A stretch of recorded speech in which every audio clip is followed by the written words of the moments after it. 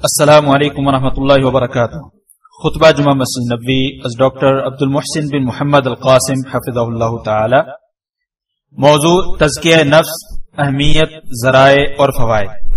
ترجمہ شفقت الرحمن مغل. بتاریخ 15 شوال 1439 بمطابق 29 جون 2018. پہلا خطبہ. یقیناً تمام تعریفیں اللہ کے لیے ہیں، ہم اسی کی تعریف بیان کرتے ہیں، اسی سے مدد کے طلبگار ہیں اور اپنے گناہوں کی بخشش بھی اسی سے مانگتے ہیں. نفسانی اور برے اعمال کے شر سے اسی کی پناہ چاہتے ہیں. جسے اللہ تعالی ہدایت عنایت کر دے اسے کوئی بھی گمراہ نہیں کر سکتا، اور جسے وہ گمراہ کر دے اسے کوئی بھی ہدایت نہیں دے سکتا. میں گواہی دیتا ہوں کہ اللہ کے سوا کوئی معبود برحق نہیں، وہ تنہا ہے، اس کا کوئی شریک نہیں، اور میں یہ بھی گواہی دیتا ہوں کہ محمد صلی اللہ علیہ وسلم اللہ کے بندے اور اس کے رسول ہیں. اللہ تعالیٰ آپ پر، آپ کی آل اور صحابہ کرام پر ڈھیروں درود و سلامتی نازل فرمائے. حمد و صلات کے بعد اللہ کے بندو، اللہ سے کما حقہ ڈرو اور خلوت و جلوت میں اسی کو اپنا نگہبان سمجھو. مسلمانوں، لوگوں میں بہتری اور استحکام اسی وقت آئے گا جب ہر ایک کو ان کا حق ملے گا. در حقیقت یہی وہ عدل ہے جس کے باعث آسمان و زمین قائم ہے. دنیا اور آخرت کے قائم دائم ہونے کی بنیاد بھی عدل ہے. ہر شخص پر حقوق واجب ہیں، ان کے بارے میں روز قیامت باز پرس بھی ہوگی. رسول اللہ صلی اللہ علیہ وسلم کا فرمان ہے، اور بے شک تمہارے نفس کا تم پر حق ہے. اس حدیث کو امام احمد نے روایت کیا ہے. نفس کا سب سے بڑا حق تزکیہ ہے. اس کے ذریعے نفس تباہی اور مذموم صفات سے محفوظ ہو جاتا ہے، اور چونکہ نفس برائی کا بہت زیادہ حکم دیتا ہے، نیز اس کے شر سے پناہ بھی مانگی جاتی ہے.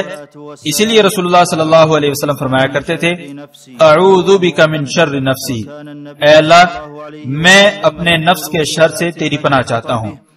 اس دعا کو امام احمد نے روایت کیا ہے. پھر چونکہ رسول اللہ صلی اللہ علیہ وسلم اپنے خطبات کی ابتدا میں کہا کرتے تھے، اور ہم اپنے نفسوں کے شر سے اللہ کی پناہ چاہتے ہیں. اس حدیث کو امام ترمذی نے روایت کیا ہے. اس لیے نفس کی اصلاح کے بغیر کوئی چارہ کار نہیں. نیز اصلاح نفس کا عمل اللہ تعالیٰ کے ہاں محبوب بھی ہے. اسی لیے فرمایا، اللہ تعالیٰ تم پر کسی قسم کی تنگی نہیں ڈالنا چاہتا، بلکہ وہ تمہیں پاک کرنا چاہتا ہے. سورہ مائدہ آیت 6. یعنی اللہ تعالیٰ تمہارا ظاہر اور باطن پاک فرمانا چاہتا ہے.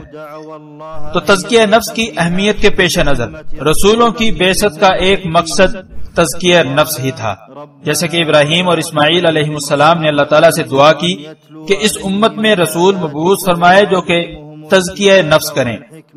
انہوں نے دعا کرتے ہوئے کہا تھا، اے ہمارے رب، انہی میں سے رسول بھیج جو ان کے پاس تیری آیتیں پڑھیں، انہیں کتاب و حکمت سکھائے اور ان کا تزکیہ کرے. سورہ بقرہ آیت 129.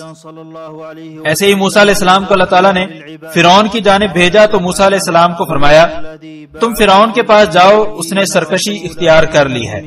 پھر اسے کہو، کیا تجھے اس بات کی کوئی رغبت ہے کہ تیرا تزکیہ ہو جائے. سورہ النازعات آیت 17 اور 18.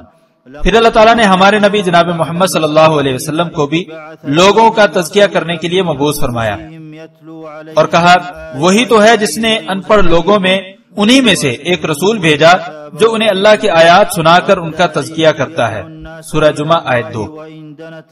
پھر مومنوں کو اسی نعمت کا احسان جتلاتے ہوئے بھی اللہ تعالیٰ نے فرمایا، بے شک اللہ تبارک و تعالیٰ نے مومنوں پر بہت بڑا احسان کیا کہ ان کے درمیان انہی میں سے ایک رسول مبعوث فرمایا جو ان پر اللہ کی آیات پڑھتا، ان کا تزکیہ کرتا اور انہیں کتاب و حکمت کی تعلیم دیتا ہے.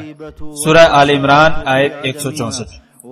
اللہ تعالیٰ کی جانب دعوت دینے والا ہر کسی کو دعوت دیتا ہے، چاہے وہ کتنے ہی نچلے طبقے سے کیوں نہ ہو، صرف اس لیے کہ شاید ان کا تزکیہ ہو جائے اور وہ راہ پا جائیں. فرمانے والی تعالیٰ ہے، اس نے ماتھے پر شکن ڈالی اور چہرہ پھیر لیا اس لیے کہ اس کے پاس نابینا آ گیا، اور آپ کو کیا معلوم کہ شاید اس کا تزکیہ ہو جائے. سورہ عبس آیت 1-3. ہمہ قسم کی کامیابی بھی تزکیہ نفس میں ہے، جبکہ عین یقینی خسارہ فقدان تزکیہ سے ہوگا. اسی بارے میں اللہ تعالیٰ نے قرآن مجید میں سب سے زیادہ قسم اٹھا کر فرمایا، کامیاب ہو گیا وہ شخص جس نے تزکیہ نفس کر لیا، اور جس نے اسے خاک میں ملا دیا وہ ناکام ہو گیا۔ سورہ الشمس آیت 9 اور 10۔ ان آیات کی تفسیر میں قتادہ رحمہ اللہ کہتے ہیں، کامیاب ہو گیا وہ شخص جس نے اپنے نفس کا تزکیہ اللہ تعالیٰ کی اطاعت اور نیک اعمال کے ذریعے کر لیا، اور یہی تمام کے تمام پیغمبروں کی دعوت کا خلاصہ ہے۔ نیز اللہ تعالیٰ کا فرمان ہے، وہ کامیاب ہو گیا جس نے تزکیہ نفس کیا، اپنے رب کا نام لیا اور نماز ادا کی۔ لیکن تم تو دنیا کی زندگی کو ترجیح دیتے ہو، حالانکہ آخرت بہتر ہے اور ہمیشہ رہنے والی ہے۔ یہ باتیں پہلے صحیفوں میں بھی ہیں، یعنی ابراہیم اور موسیٰ کے صحیفوں میں۔ سورہ اعلی آیت 14 تا 19۔ مومنوں کی صفات میں یہ بھی شامل ہے کہ وہ اپنے نفس کا خود تزکیہ کرتے ہیں۔ فرمان باری تعالیٰ ہے، اور وہ لوگ جو زکوٰۃ دینے والے ہیں۔ اس آیت کی تفسیر میں امام ابن کثیر رحمۃ اللہ علیہ کہتے ہیں، یہاں آیت میں زکوٰۃ سے تزکیہ نفس اور مال کی زکوٰۃ دونوں مراد ہے۔ چنانچہ کامل مومن دونوں کا بھرپور اہتمام کرتا ہے، لہذا اگر کسی کا تزکیہ نفس ہو جائے تو یہ اس پر اللہ تعالیٰ کی بہت بڑی نعمت اور کرم ہے۔ فرمان باری تعالیٰ ہے، اور اگر تم پر اللہ کا فضل اور اس کی رحمت شامل حال نہ ہوتی تو تم میں سے کسی کا بھی تزکیہ نہیں ہو سکتا تھا۔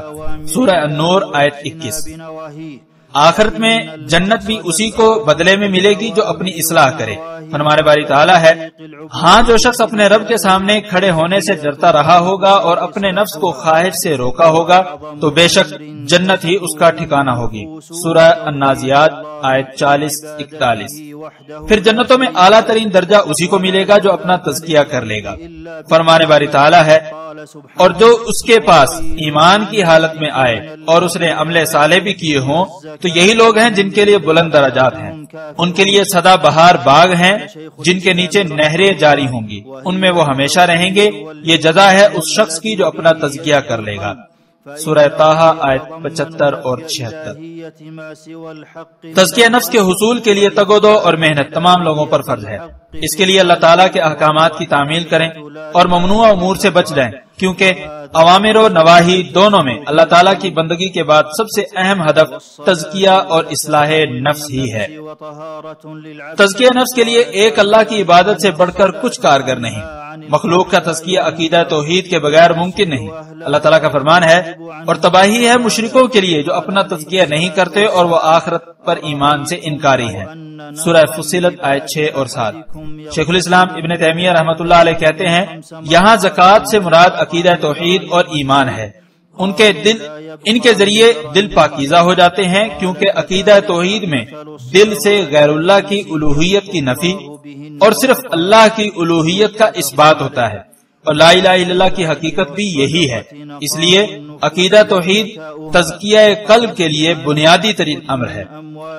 نماز تزکیہ نفس اور بندے کو پاکیزہ بنانے کا ذریعہ ہے۔ فرمان باری تعالیٰ ہے، بے شک نماز بے حیائی اور برائی کے کاموں سے روکتی ہے۔ سورہ عنکبوت آیت 45۔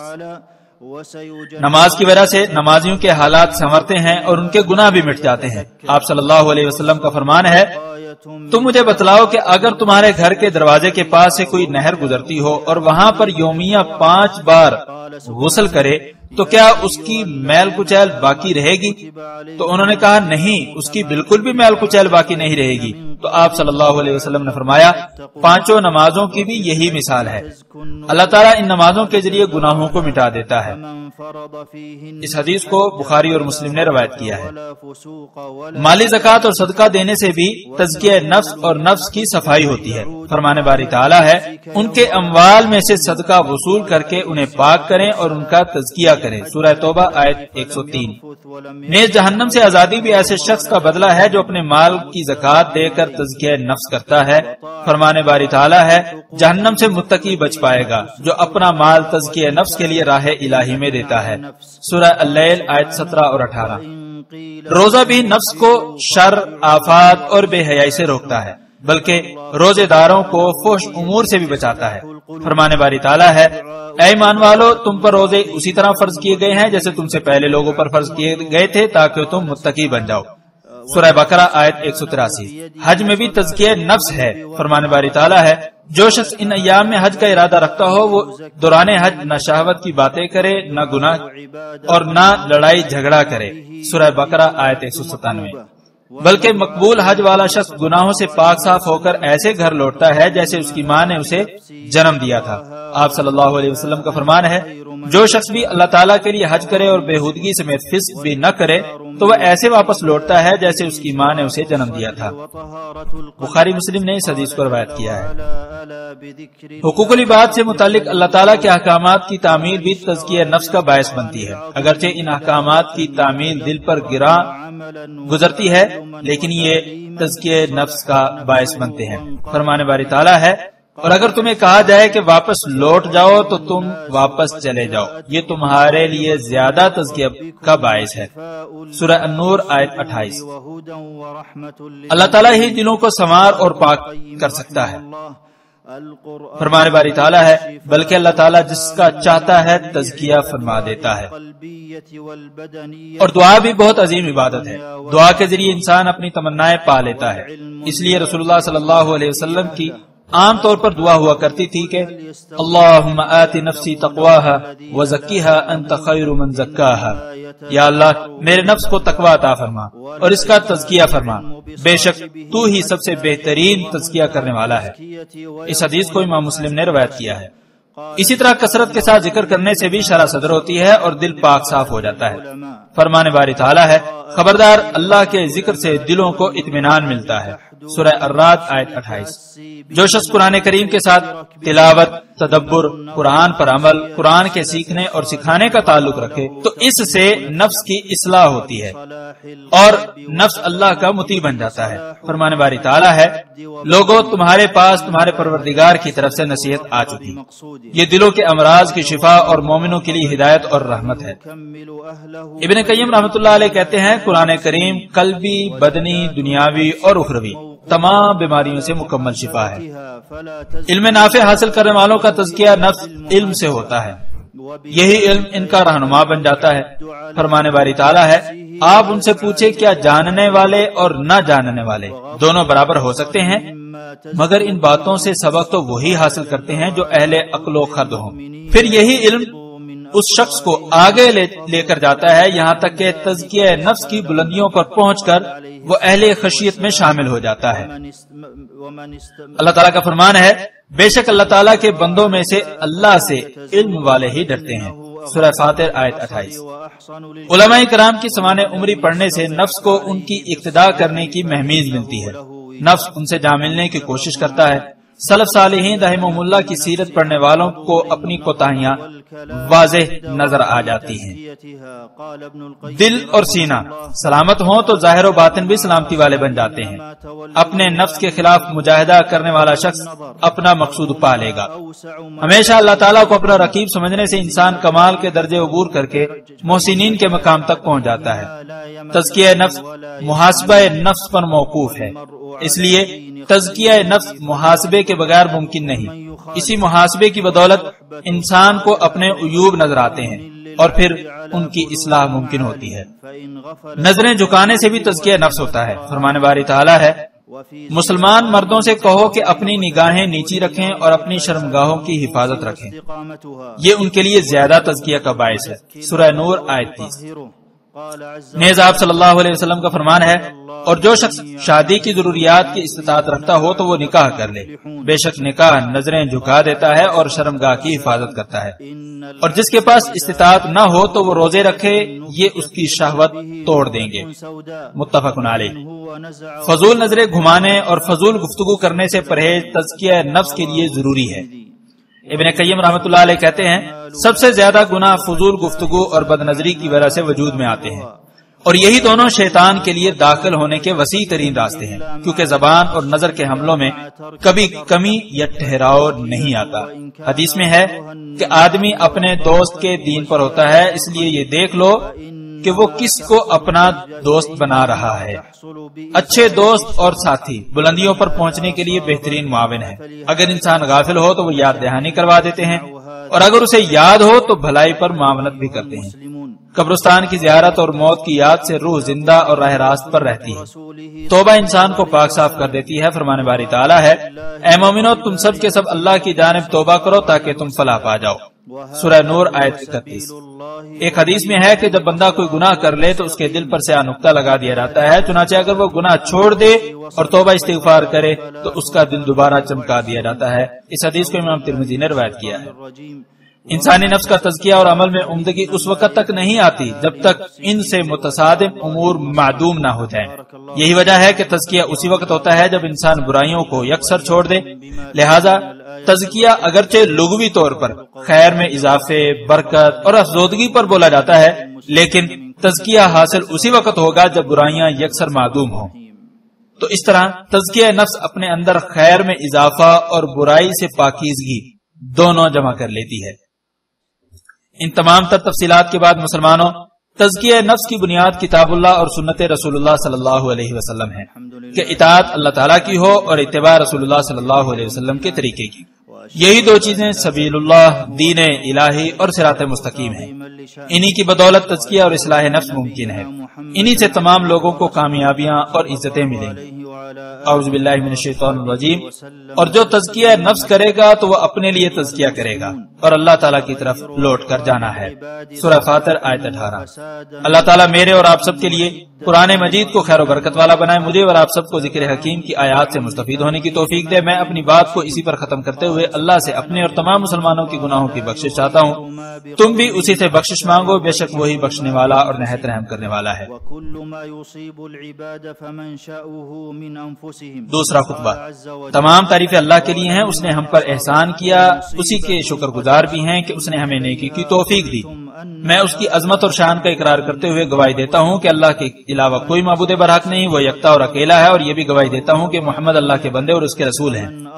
اللہ تعالیٰ آپ پر، آپ کی آل اور صحابہ کرام پر ڈھیروں رحمتیں، سلامتی اور برکتیں نازل فرمائے۔ مسلمانوں، لوگوں میں رونما ہونے والی تبدیلی، چاہے وہ اچھی ہو یا بری، فراخی کی ہو یا تنگ دستی والی، یا اس تبدیلی کا تعلق امن یا خوف سے ہو، یہ تمام تر تبدیلیاں لوگوں کی شخصیات میں رونما ہونے والی تبدیلیوں کے ماتحت ہوتی ہیں، کیونکہ اللہ تعالیٰ کا فرمان ہے، اللہ تعالیٰ کسی قوم کی حالت کو اس وقت تک نہیں بدلتا جب تک وہ اپنے آپ کو خود نہ بدل لیں۔ سورہ الرعد آیت 11۔ لہذا لوگوں کو کچھ بھی ہو، اس کا منبع اور سبب لوگ خود ہی ہوتے ہیں۔ فرمان باری تعالیٰ ہے، جب تم پر مصیبت آئی تو تم چلا اٹھے یہ کہاں سے آ گئی، حالانکہ اس سے 2 گنا صدمہ تم ان کافروں کو پہنچا چکے ہو۔ آپ ان سے کہہ دیں یہ تمہاری اپنی طرف سے ہے۔ سورہ آل عمران آیت 165۔ خلوت اچھی بنانے والے کی جلوت کو اللہ تعالیٰ اچھا بنا دیتا ہے۔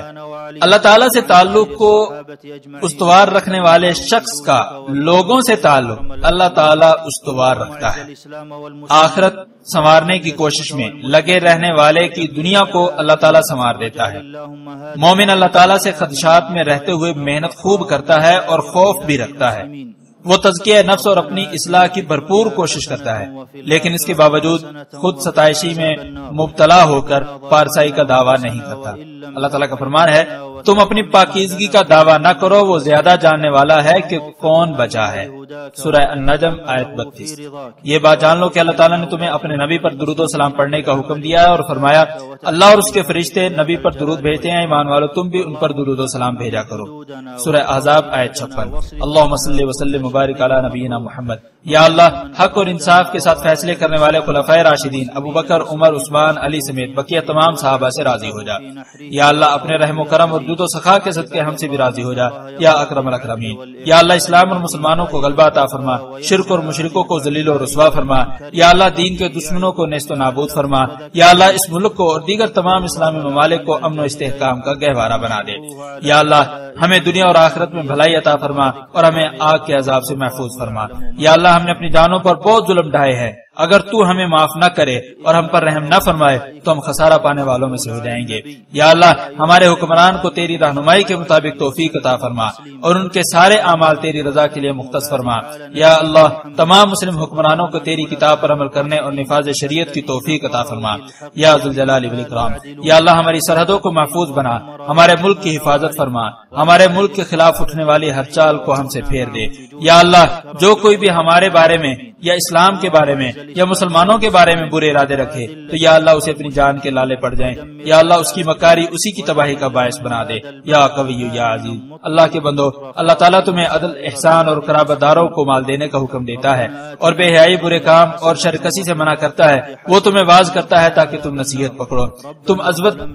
तुम अजमत वाले जलीलुल कदर अल्लाह का जिक्र करो तो वो तुम्हें भी याद रखेगा। अल्लाह ताला की नेमतों का शुक्र अदा करो तो वो तुम्हें और ज्यादा देगा। यकीनन अल्लाह का जिक्र बहुत बड़ी इबादत है। तुम जो भी करते हो अल्लाह ताला जानता है।